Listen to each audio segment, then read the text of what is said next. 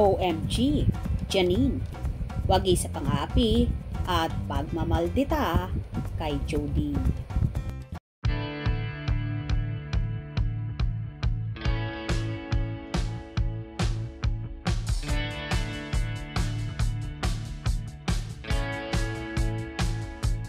Mainit na pinag-uusapan ngayon sa social media ang matinding acting showdown na magaganap sa pagitan ni Janine Gutierrez at Jody Santa Maria.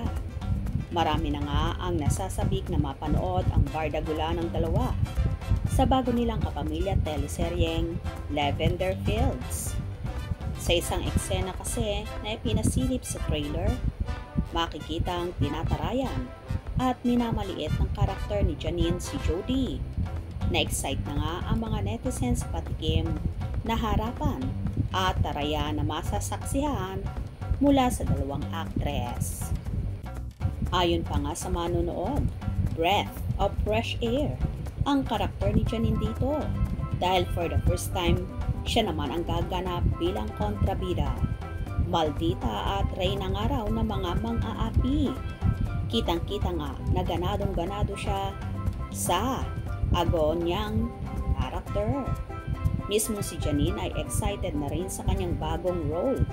Pinost ng actress ang isang eksena mula sa trailer kung saan nakasuot ng sexy na red dress ang kanyang karakter at may caption na Iris Benavides, always dressed to kill.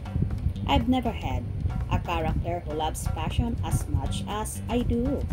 This be exciting.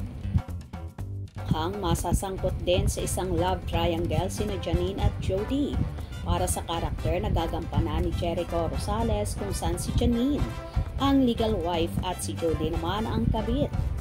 Anyway, inanunsyo na nga sa Netflix unang mapapanood ang Lavender Fields simula ngayong Agosto 30.